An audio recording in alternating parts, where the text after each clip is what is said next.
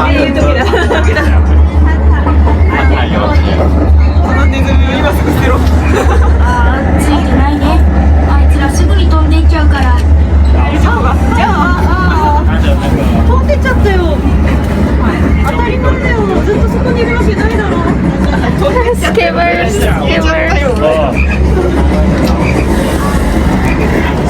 それはペット。スケバース。でも意外と本ちゃんと出してんだ。意外。字が読めたのか。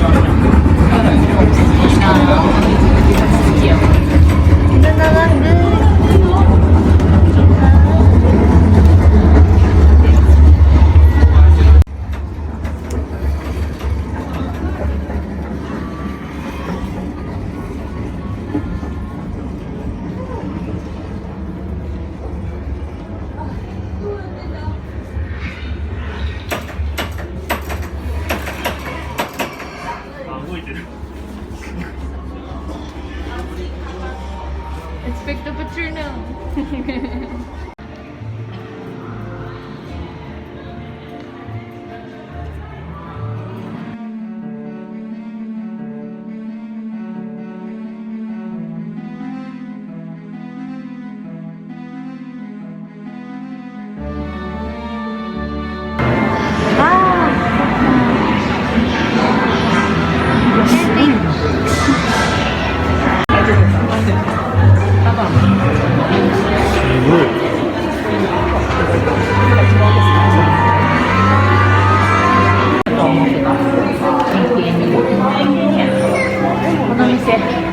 あのさ、上の帽子出てるあいつの目が動いてる。